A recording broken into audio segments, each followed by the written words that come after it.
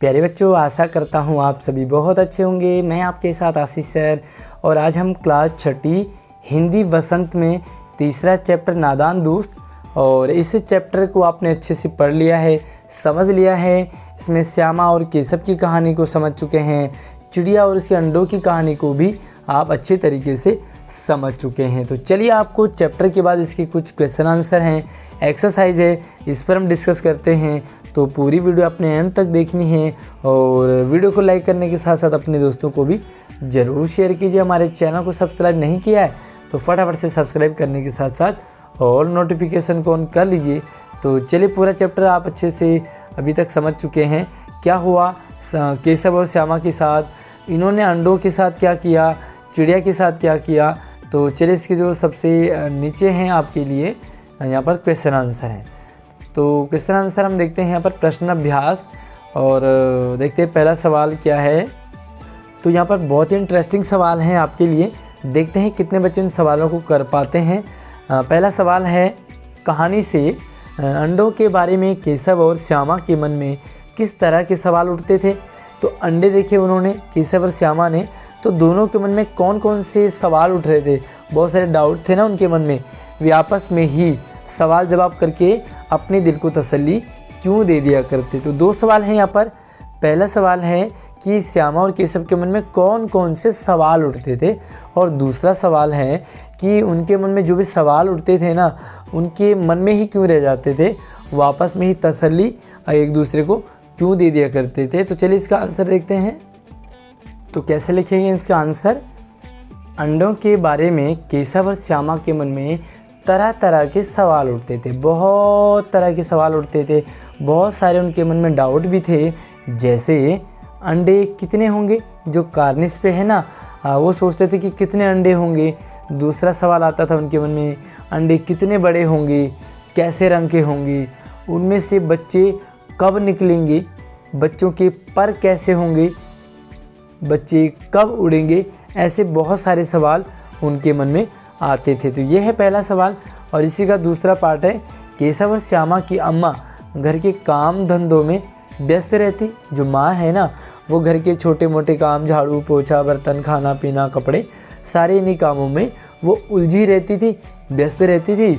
और बाबूजी पढ़ने और दफ्तर के काम में व्यस्त रहने के कारण दोनों बच्चों के लिए उनके पास टाइम नहीं था। तो दोनों बच्चे आपस में ही सवाल जवाब करके अपने दिल को तसल्ली दे दिया करते थे। तो दोनों सवाल हो गए आपके कि अंडों के बारे में क्या सवाल थे, और दोनों आपस में ही सवाल जवाब क्यों करते थे, क्योंकि मम्मी और पापा उन्हें टाइम नहीं दे पाते थे। दूसरा सवाल है, केशव ने श्यामा से चिथड़े, टोकरी, दाना पानी मंगाकर कार्निस पर क्यों रखे थे। केशव ने श्यामा से ये सारी चीज़ें क्यों मंगाई, चिथड़े क्यों मंगाए, टोकरी क्यों मंगाई, दाना पानी क्यों मंगाया और कार्निस पर क्यों रखा। तो चलिए देखते हैं आंसर। अब ये है आपके लिए दूसरे सवाल का आंसर। केशव ने श्यामा से चिथड़े, टोकरी, दाना पानी मंगाकर कार्निस पर इसलिए रखे ताकि चिड़िया को दाना पानी के लिए दूर न जाना पड़े, चिड़िया परेशान न हो, तथा चिड़िया तथा अंडों की देखभाल अच्छे से हो सके। तो चिड़िया ज़्यादा दूर तक नहीं जाएगी, सारी चीज़ें वहीं मिल जाएंगी, तो चिड़िया के अंडों की देखभाल अच्छे से हो पाएगी। तो यही है आपका दूसरे सवाल का आंसर कि वो क्यों रखा था उन्होंने सारी चीज़ें। तीसरा सवाल देखते हैं। अच्छा, बहुत ही मज़ेदार सवाल है तीसरा कि केशव और श्यामा ने चिड़िया के अंडों की रक्षा की थी या नादानी की थी, है ना। तो करना तो रक्षा चाहते थे, लेकिन क्या नादानी थी या रक्षा थी। तो इसका आंसर आपकी स्क्रीन पर है। केशव और श्यामा ने चिड़िया के अंडों की रक्षा नहीं बल्कि नादानी की, रक्षा नहीं की बल्कि नादानी की थी। वस्तुतः हालांकि केशव और श्यामा चिड़िया और अंडों की देखभाल करना चाहते थे, उनकी मदद करना चाहते थे, लेकिन नासमझी के कारण, क्योंकि समझ नहीं है, छोटे बच्चे हैं, उन्हें पूरी समझ नहीं होती है, अंडों को छू लिया उन्होंने, जिसके कारण चिड़िया ने अंडे फेंक दिए, तोड़ दिए, और सारा खेल बेकार हो गया, सारे अंडे बर्बाद हो गए। तो नादानी की उन्होंने, बल्कि मदद नहीं करी। करना तो चाहते थे लेकिन हो नहीं पाया। अगला सवाल, और ये जो 3 सवाल हैं ना, ये आपकी कहानी से हैं। अब हम चलते हैं पाठ से आगे, यानी कि कहानी से आगे भी कुछ सवाल हैं और बहुत ही इंटरेस्टिंग सवाल है, मज़ेदार हैं। इसके बाद और भी मज़ेदार सवाल आने वाले हैं।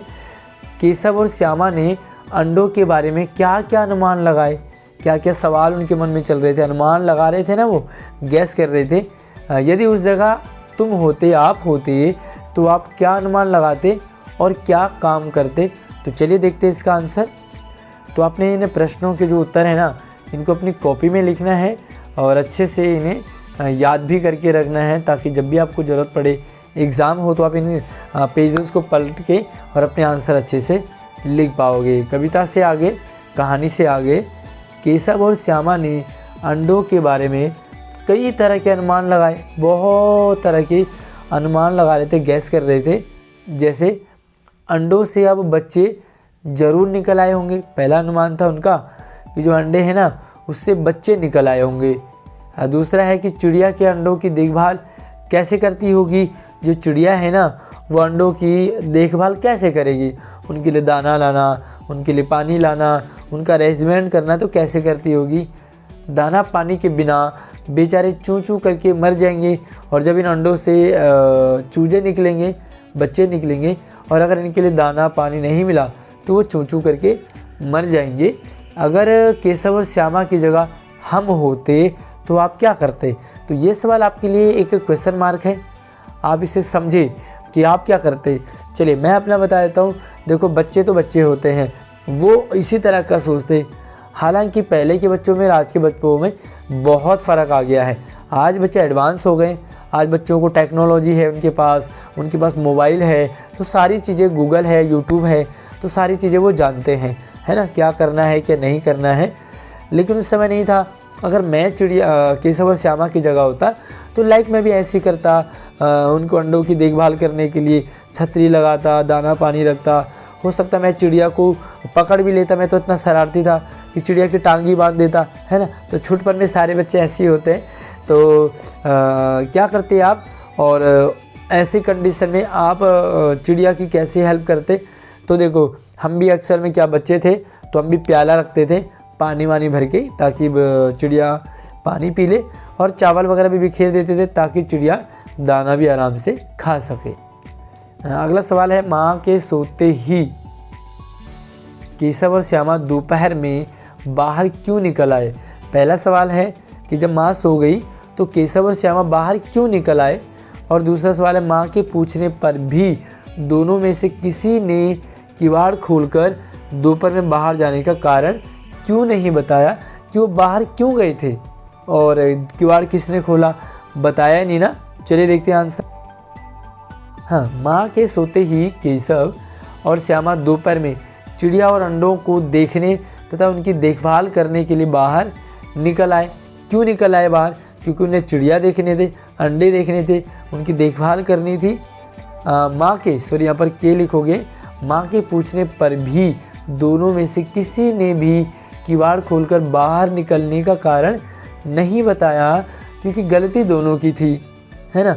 जो भी हुआ वहाँ पर वो गलती दोनों की थी, दोनों से छुपाना चाहते थे। और अगर एक की मार पड़ती, अगर एक का पता लग गया तो दोनों पिटते, है ना। तो इस गलती की दोनों को बराबर सज़ा मिलती, इसलिए दोनों में से किसी ने ये नहीं बताया कि वो किवाड़ खोलकर बाहर क्यों गए थे। और अगला बड़ा मज़ेदार सवाल है, प्रेमचंद ने इस कहानी का नाम क्या रखा। इस कहानी के जो राइटर है ना, वो प्रेमचंद हैं, और प्रेमचंद ने नाम रखा इसका नादान दोस्त। सोचो, अगर प्रेमचंद की जगह इस कहानी को आप लिखते तो आप इस कहानी को क्या नाम देते।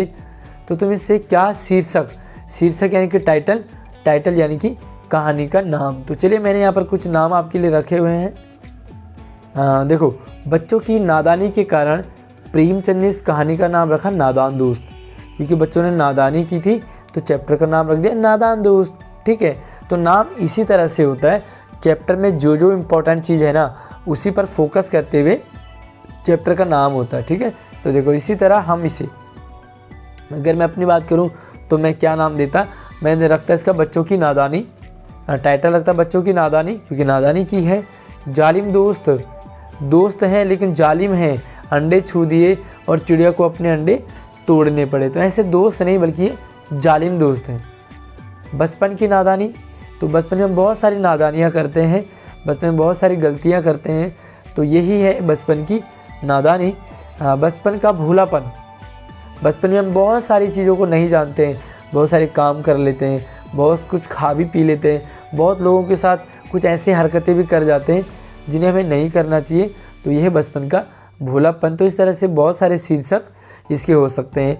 आप भी एक नाम मुझे बताना इस पार्ट का, आपके अकॉर्डिंग इस चैप्टर का क्या नाम होना चाहिए, मुझे कमेंट में इसका आंसर आप ज़रूर दोगे इस वीडियो को रोकने के बाद। अगला सवाल, और ये बहुत ही मज़ेदार सवाल है आपके लिए, अनुमान और कल्पना, इमेजिनेशन। आप इमेजिनेशन करेंगे, इमेजिन करेंगे। इस पार्ट में गर्मी के दिनों की चर्चा है ना भाई, गर्मी के दिन है क्योंकि धूप लग रही है चिड़िया को, है ना, तो धूप से बचाना है। अगर सर्दी या बरसात के दिन होते तो क्या होता? जो चिड़िया है ना, अगर सर्दी और बरसात के दिन होते तो हम चिड़िया के लिए ना छाया की व्यवस्था करते। पहली बात, बरसात की व्यवस्था होती, बरसात का तो हम उसमें पानी ना लगे, उन्हें दिक्कत ना आए, ठंड ना लगे, तो इसके लिए हम व्यवस्था करते। तो आपने क्या करना है, साथ में जो भी डिस्कशन है ना, आप क्या करते, सर्दियों की बात होती, बरसात की बात होती, तो आप क्या करते चिड़िया के साथ, अंडों के साथ, और आपकी क्या योजना बनती, प्लानिंग बनती। तो यहाँ पर आपने इसको अपने दोस्तों के साथ भी डिस्कस करना है। और अगर आप मुझे बता पाओ कमेंट में, थोड़ा सा लंबा चौड़ा आंसर हो जाएगा तो मुझे भी ज़रूर बताना है। अगला सवाल, पाठ पढ़कर मालूम करो कि दोनों चिड़िया वहाँ फिर क्यों नहीं दिखाई दी, वे कहाँ गई होंगी। इस पर अपने दोस्तों के साथ भी आप बातचीत कर सकते हैं। तो देखिए, मैं आपको बता दूं कि दोनों चिड़िया वहाँ क्यों नहीं आई, क्योंकि वहाँ पर उनके साथ धोखा हुआ था, उनके अंडों को छू लिया था। और जब एक बार हमें कहीं मार पड़ जाती है, डांट पड़ जाती है, तो हम दूसरी बार वहाँ नहीं जाते। तो यहाँ पर चिड़िया भी इसीलिए नहीं आई होंगी क्योंकि उनके अंडे वहाँ पर सेफ नहीं थे, और कहीं ना कहीं उनकी यादें जुड़ी थी, अंडे टूट गए थे। तो दोनों चिड़िया को वहाँ बैठने में बहुत दुख हो रहा होगा कि हमारे यहाँ पर चिड़िया अंडे भी थे, साथ में वे कहाँ गई होंगी। तो वे उड़ गई होंगी, किसी दूसरी जगह चली गई होंगी और दूसरा घर अपना देखने लगी होंगी। तो ये है इसका आंसर। अगला सवाल और भी मज़ेदार है। केशव और श्यामा चिड़िया के अंडों को लेकर बहुत उत्सुक थे, एक्साइटेड थे। देखो, ना उन्हें खाने पीने की चिंता थी, ना उन्हें सोने की चिंता थी, ना उन्हें मम्मी की चिंता थी, ना पापा की। तो बहुत ही एक्साइटेड थे। क्या तुम्हें भी किसी नई चीज़ या बात को लेकर कौतूहल महसूस हुआ? क्या आपको भी कभी ऐसा एक्साइटमेंट हुआ, कोई नई चीज़ आई हो, शादी वाली बात हो किसी की, या कहीं घूमने फिरने जाना हो, स्कूल खुलने वाली बात हो, नया एडमिशन हुआ हो, नए टीचर मिले हो, नए दोस्त मिले हो। तो बहुत सारे ऐसे सिचुएशन आती है जब एक्साइटमेंट होता है। तो आपके साथ कब हुआ, किसी ऐसे अनुभव का वर्णन करो। तो इसको क्या करेंगे, आप कॉपी में लिखेंगे आपके साथ कब क्या हुआ और उसे तुम्हारे मन में क्या क्या सवाल उठे। तो तब आपके मन में क्या क्या सवाल आ रहे थे, कौन कौन सी बातें आ रही थी, तो इसका जवाब आप वहाँ पे लिखोगे। ठीक है। अब देखो, यहाँ पर भाषा की बात है, कुछ ग्रामर भी है। श्यामा माँ से बोली, मैंने आपकी बात सुन ली। तो ऊपर दिए हुए उदाहरण में मैंने का प्रयोग श्यामा के लिए हुआ है, श्यामा के लिए मैंने प्रयोग हुआ है, और आपकी का प्रयोग हुआ है माँ के लिए। जो मैंने है वो श्यामा के लिए और जो आपकी है वो माँ के लिए। जब सर्वनाम का प्रयोग कहने वाले, सुनने वाले या किसी तीसरे के लिए हो तो उसे पुरुषवाचक सर्वनाम। देखो, यहाँ पर श्यामा और माँ दोनों संज्ञा है, लेकिन मैंने और आपकी संज्ञा के स्थान पे प्रयोग हुआ है। तो संज्ञा के स्थान पे जो भी शब्द प्रयोग होते हैं उन्हें हम कहते हैं सर्वनाम, और ये है आपका पुरुषवाचक। नीचे दिए गए वाक्यों में तीनों प्रकार के पुरुषवाचक सर्वनामों के नीचे रेखा खींचनी है। अब देखो, यहाँ पर एक दिन दीपू और नीलू यमुना तट पर बैठे शाम की ठंडी हवा का आनंद ले रहे थे। तभी उन्होंने देखा कि एक लंबा आदमी लड़खड़ाता हुआ उनकी ओर चला आ रहा है। पास आकर उसने बड़े दयनीय स्वर में कहा, मैं भूख से मरा जा रहा हूँ, क्या आप मुझे कुछ खाने को दे सकते हैं?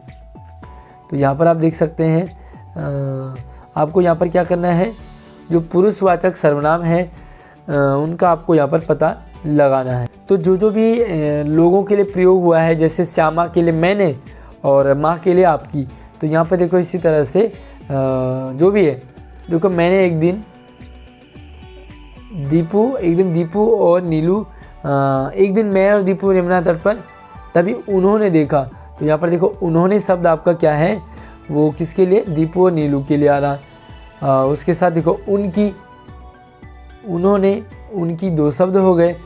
उसके बाद देखो नीचे पास आकर उसने, तो ये भी आपका क्या है, पुरुषवाचक सर्वनाम है। मैं, तो मैं भी आपका पुरुषवाचक, और मरा जा रहा है क्या, आप, तो आप भी आपका, तो यहाँ पर इतने सारे शब्द आपके पुरुषवाचक हो गए। तगड़े बच्चे, मसालेदार सब्जी, बड़ा अंडा, यहाँ रेखांकित शब्द जैसे तगड़े, मसालेदार और बड़ा, ये क्या है, अंडे की, सब्जी की और बच्चे की विशेषता या गुण आदि बता रहे। तो जो भी संज्ञा और सर्वनाम की विशेषता बताते हैं ना, उन्हें कहते हैं हम विशेषण को गुणवाचक, यानी कि गुण की बात कर रहे हैं। बच्चे कैसे, तगड़े हैं, सब्जी कैसे है, मसालेदार है, और अंडा कैसा है, बड़ा है, तो उनके गुण की बात कर रहे हैं। अब देखो यहाँ पर व्यक्ति या वस्तु के अच्छे बुरे हर तरह के गुण आते हैं। अगर वो बुरा है तब भी आपका वो गुण में ही आता है।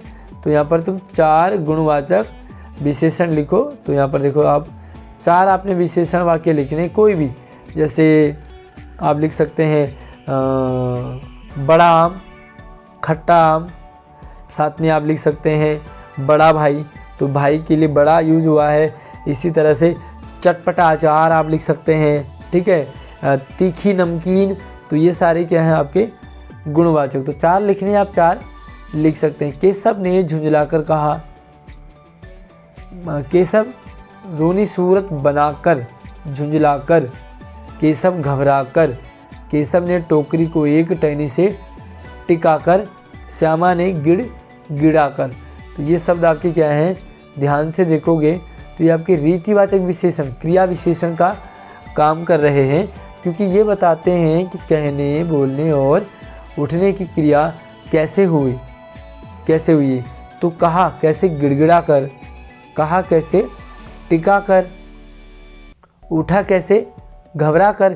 तो ये क्रिया की विशेषता बता रहे हैं। उठा क्रिया है, कहना भी क्रिया है, बोलना भी क्रिया है, तो बोलने की विशेषता बता रहे हैं, इसीलिए इन्हें कहते हैं क्रिया विशेषण। तो इसी तरह से आप 5 क्रिया विशेषण के वाक्य लिख सकते हैं, जैसे दौड़कर चला, धीरे धीरे गाओ, तो गाना कैसे, धीरे धीरे। इसी तरह से जोर जोर से पढ़ो, तो जो पढ़ो है ना वो क्रिया है, और जोर जोर से क्या है, क्रिया विशेषण है। तो इसी तरीके से आप 5 लिख सकते हैं। और नीचे प्रेमचंद की कहानी सत्याग्रह के कंस आपके सामने, तो आप इस कहानी को भी पढ़ सकते हैं।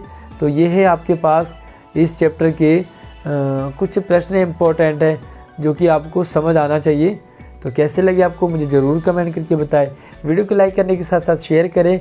और हाँ, और मैं इसके बाद कौन से चैप्टर के क्वेश्चन आंसर आपको डिस्कस कराऊँ, मुझे कमेंट करके ज़रूर बताना। और सारे क्वेश्चंस ना आप अपनी कॉपी में लिखोगे और अपने टीचर को भी ज़रूर सेंड करोगे। तो चलिए नई वीडियो में मिलते हैं, बाय।